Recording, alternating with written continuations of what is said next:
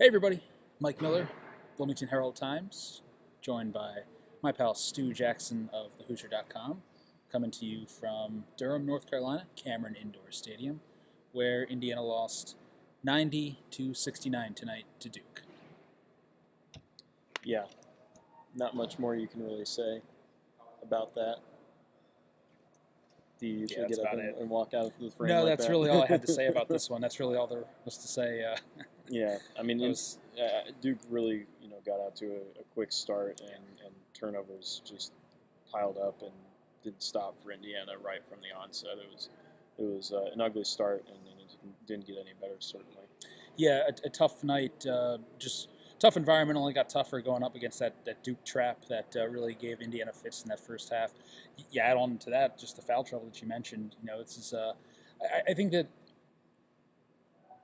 you get into a game like this in one of, if not the toughest atmosphere in college basketball. Um, it, you can chalk it up to a few different things. But, I think if you do look within the game, there are some things that you look at from the Indiana point of view and say, well, it is a little concerning that we saw this and that. Big picture, I think that this is the kind of game where, like Archie Miller said, you look back on in January and February and say, look how far we came from that night in Durham, just like IU did in 2015 when they went on to win the Big Ten title and really, kind of coalesced as a team in January. But you did have a game here, second loss of the season where early on, Juwan Morgan, your most important player, is struggling with foul trouble in a game where you knew that was going to be a huge matchup going into it.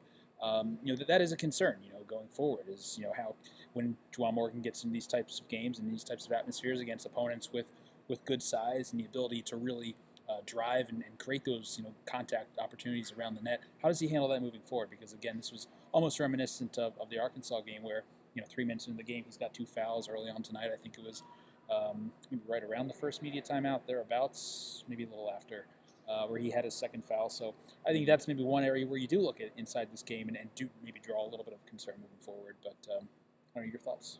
Yeah, I was just going to say, I mean, it did remind me of the Arkansas game as well, where, it was first 90 seconds that Juwan Morgan picks up, his 2 personal fouls, and then the foul trouble is something that Indiana fails to overcome or just doesn't seem to have an answer for. And part of that is obviously Deron Davis is still working his way back into playing shape. His conditioning is still getting up to speed because he's still recovering from that Achilles injury he had in January. And so, I think I don't know what the solution is for that. Is it Juwan, not diving for loose balls like he was when he picked up one of those fouls? He was chasing, I think it was Duke point guard Trey Jones down one of the sidelines when he was trying to, when he ended up picking up one of those fouls.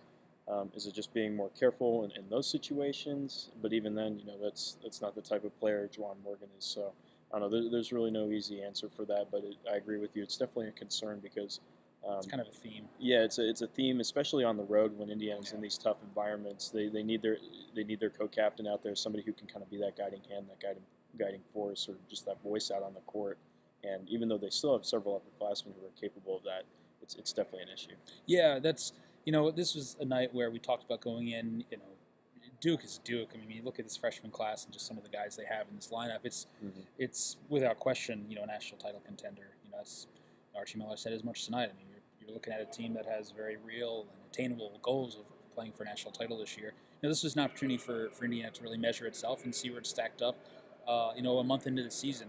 What we learned, an atmosphere like this certainly maybe doesn't give you the most honest of readings, but I think what we learned is there's definitely some room for this team to grow, maybe both in terms of the early foul trouble it saw with Juwan Morgan, but also in terms of just mental toughness, because that's what you absolutely need in a place like this. You got to be tough mentally. You were kind of wondering, Duke had that hot start, and Zion Williamson was a very big part of that. He had 25 points tonight. He did basically everything that Zion Williamson has been known to do already through the season. You wondered how and if they would weather that initial push by Duke, and they just didn't really. Obviously the turnovers, piled on top of turnovers, the fouls piled on top of fouls.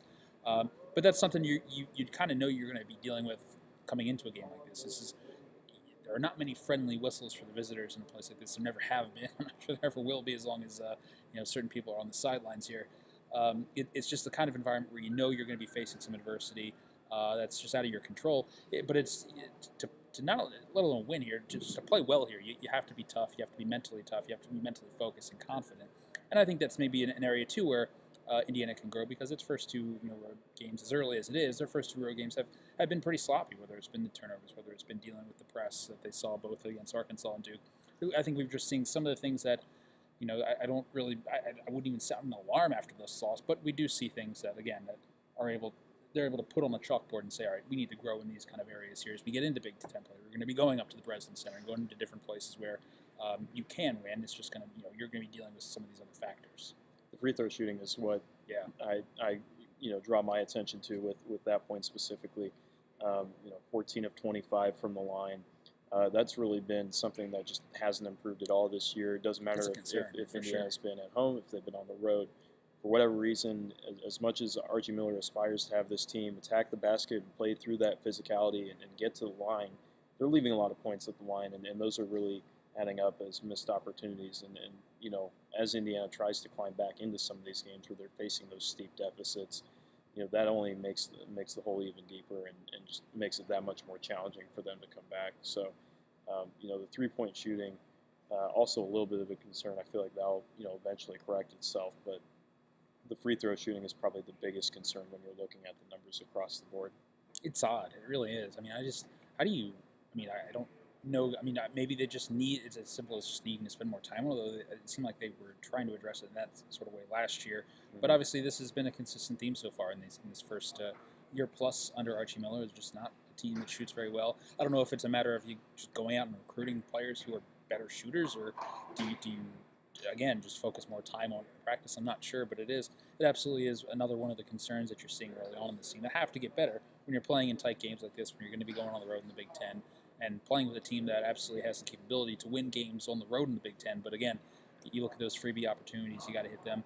When you go on the road, you got to hit three-pointers. You got to hit big shots, and they didn't have enough of those tonight. 3 of them came from Evan Fitzner, and those were all in the first half, late in the first half. You just need big shots in this team. That's another area where this team is going to have to show it can grow. So as talented as Duke was, this is a question I have for you. Do you feel like the issues that Indiana experienced tonight were maybe chemistry attributed? Because, you have some guys who are coming back from injury, like Devontae Green and Zach McRoberts, that have played out there in a while with some of the guys who are used to kind of playing as starters with them. Do you think maybe that has a role in kind of Indiana's success or lack of success in some instances, whether it's just even wins or losses, just whatever the on-court product I would say that you've seen to this point? I think that's definitely a part. I don't think this team's even had a full practice, maybe since the first week or so of October. But even then, that sounds about right. I'm not even sure if Deron Davis was even cleared then at that point too. So it's kind of a team that's still, again, finding its own sort of traction here, because it just hasn't even had a full team to practice with.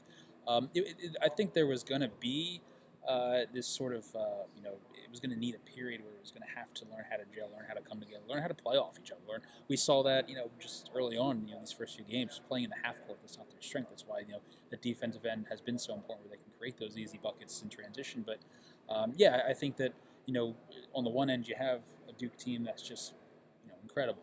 They're not going to beat Cavs, but they're very, very good for the college level. Very, very good, and the likes of which is very rare, with some of the length and the skill and the power and explosiveness that they have with those bodies.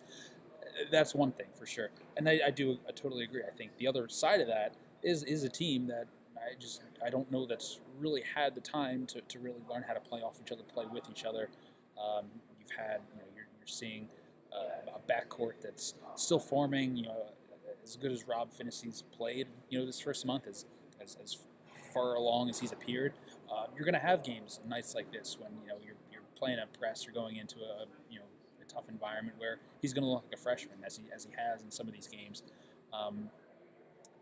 We've seen what Indiana's capable of. I think in that Marquette game, that was a game where IU was relatively healthy. I think you saw some of the realistic, attainable upside that this team has. But again, I think getting healthy and playing together and just getting some more games under their belt. Unfortunately for them, they didn't have, I think, from my point of view, didn't have that first part of November to really do that. Last week really should have been that for them, but they were so banged up. It was they just had to buckle down and win those games, where Now you're in the stretch of 5 games against Ken Palm top 60 teams where it's a pretty unforgiving teaching space for a team like this that needs the time, needs the games to really gel. It's going to have to happen quickly because these are some important games. I don't think coming down here and losing in this fashion, big picture, I don't think it's going to hurt them much. It doesn't hurt them much at all. It really didn't have a whole lot to lose here. But as you get into some of these other games, when you get these 2 Big Ten games coming up with Northwestern and Penn State, when you get Louisville at home and you get Butler on neutral court, those are the games that you do need, and you do need to play well in those. And so, I think the learning curve is going to have to be sped up, for better or for worse, for this team to really make the most of those opportunities. Absolutely. So, sorry, I didn't mean to go on a monologue there. Anything else as we wrap up here in this? I think that about. How's your back? My back is killing me. Not that probably no one cares. No one cares about us in the media and our problems. But I'll tell you what, there is no space. This is where the crazies hang out during the games. It's a mess, pigsty. But there is no room because they are right up against you, and you are just like sitting like this the entire time. It's part of the unique experience here. Yeah. I couldn't imagine doing this as a Duke reporter every night for a season. Do you think maybe the students recognize the regular beat reporters who sit here and don't bother them as they continue to show up to cover games? I don't know. What an interesting way to end this. I don't think no one really cares about the media, and they shouldn't. But it is definitely one of. Hey, you know what? As much adversity as the team faces in games like this, the media is facing just as much. Not that anyone cares. But yeah, So that's what we learned from. We learned a little bit about ourselves too. We learned a little bit about ourselves. Ability to write on a tight deadline in a tight space, and hopefully Indiana will learn a little bit more about itself from this game too. Eddie, what'd you learn? I learned a lot. What? I learned that Zion Williamson is a freak, and he's not fat. All muscle. All muscle. You heard it here first, folks. That'll do it for us. See you back in Bloomington.